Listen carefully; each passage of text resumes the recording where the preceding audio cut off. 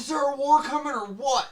It might be, with all the changes we're seeing as the military continues to chop down standards, which it looks like it's trying to meet a mission that we're not really sure about, as I am saying a lot of signs are pointing towards the next big war. But let's continue forward, because there's been two massive drops by the U.S. Navy. First one is the high tenure plus pilot. Now, to give you guys some context on higher tenure, what that means, HYT for short, you can only serve so long as a certain rank before you are forced out of the military. So E4, that's at 10 years. For E5, that's at 16 years. And then at E6, you can do up to 22 years, and so on, so on. You know, you have to make rank in order to stay in, essentially. But it looks like they're trying to get rid of that and allowing people to stay even longer. So it says, this nav admin announces a higher tenure plus pilot program. I should be hired to name some of these, just saying, which offers a new opportunity for talented and experienced sailors to continue their Navy careers beyond the HYT limits listed in reference A. This pilot also offers additional looks for advancement and more time to build retirement benefits to include E5 retirement. Now, let's, go back a little bit in time, if you guys forget this, but when I was coming to the military back in 2008, everybody was off OIF, OEF, and they were able to retire as E5s. It was normal. It almost felt like a gimme. You stay long enough, you can at least retire, you'll get your benefits, see you later. And it wasn't like this big stress to make rank, but as everything came together and they started shaving off fat, doing all these different random boards to kick people out randomly, or, trying to find new ways to force shape, then we saw you had to be an E6 to even retire. So this is a massive backpedal to what we saw during a wartime. It says, with the exception of Command Master Chiefs, Command Senior Chiefs, and Nuclear Trained Master Chiefs, obviously nukes are important, it says all active component and TAR enlisted sailors of all ranks and rates with the higher tenure date in the fiscal year 2023 or 2024 may choose to remain on active duty beyond their original HYT date by applying for a job in my Navy assignment and then obligating for a full tour when matched to an assignment. So, meaning they will be able to apply for orders that, are available to them at their certain rank. And this is giving the sailor the incentive of saying, like, I don't really want that billet. I want this billet. And, if I get this one, I will be able to retire and do this. But, it's giving them leverage. So I actually appreciate this, because if I'm staying for retirement, they understand their leverage is trying to get you to retirement. So this allows you to kind of balance that out and might work in their favor. Now, it says it is also possible to extend at the current command to complete an additional full tour there, meaning retour. Like you get another 3 years or whatever from what it looks like. It says if a valid billet exists, an assignment is approved by the detailer in the command. I can see that being important if you have kids, if you want to buy a house there, or you already have a house there. It might help you out. It says once obligated for a follow-on tour, the sailor's higher tenure date will be matched to the end of the new tour, meaning it's no longer going to be at that 16-year mark. It will be the longer part. It says if you're an E5 sailor approaching the higher tenure threshold of 16 years, this pilot not only allows you to continue your naval career and potentially advance the next rank, it provides a path for you to become eligible for retirement.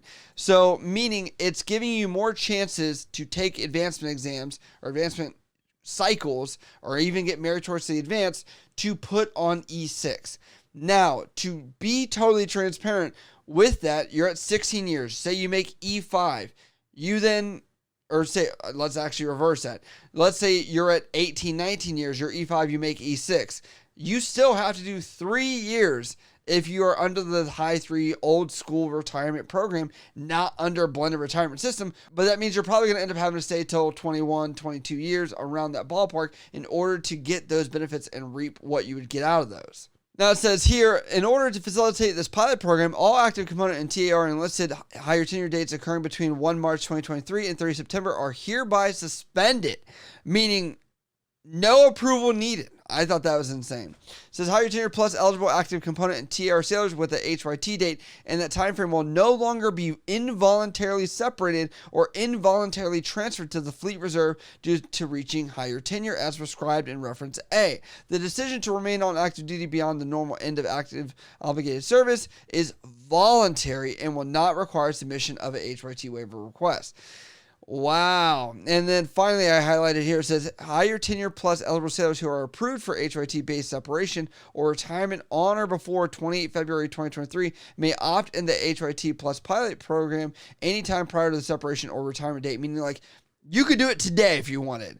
In all cases, the request must be received by Navy Assignment Center prior to the separation day, meaning they are standing by to approve this till February 2023. January, you're about to get kicked out because you're not making rank. They're ready. Submit that sucker. If you want to get it, they're ready. Stamp approval blind. Shut your eyes. Close the door. They're allowing it, which gives a lot of autonomy to people out there, which I was surprised by.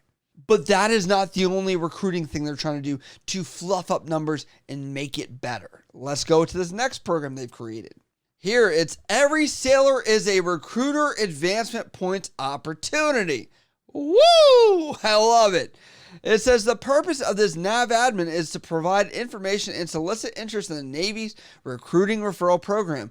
Every sailor is a recruiter.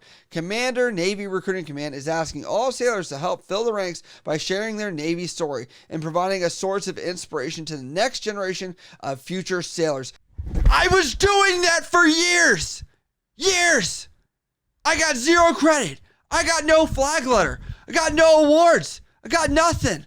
I didn't do it for that, but my God. Nava the Beast, JT Suits, DWK Videos, Erica Burney, Charlie Jr. Let's go down the list of people that recruited for years. And now we sit here and those people are done making content. They were passionate about it. They stopped. They realized that there was never going to be anything from it. And that's, people got burnt out too, but a lot of these people were attacked for making content, which was humorous and trying to recruit things. It says the goal of this program is to have sailors share their experiences in the Navy with others who could benefit from what the Navy has to offer.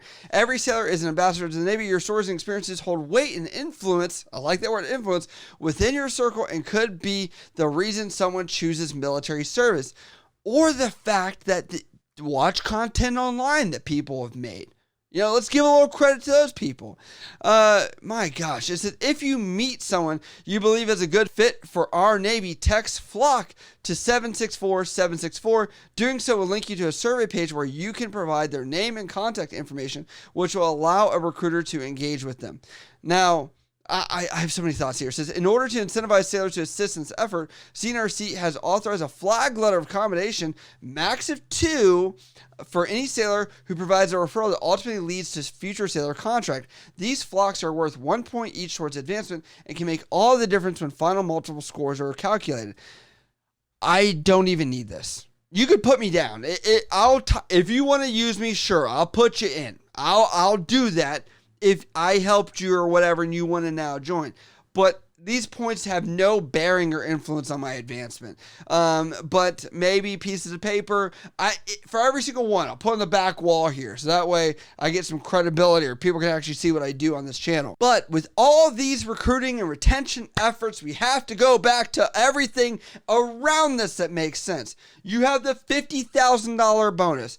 You have lowered PT standards for a lot of people. You've had the Air Force with like 20 million different physical fitness tests. You got the Army getting rid of the leg tuck, all these other things, right?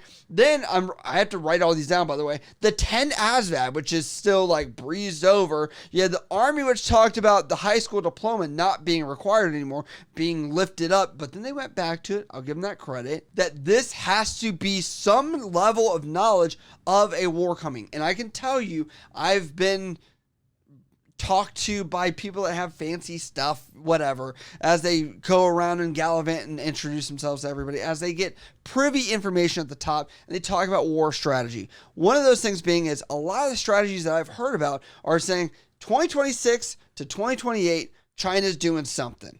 And that is why I look at this. It is about to be 2023.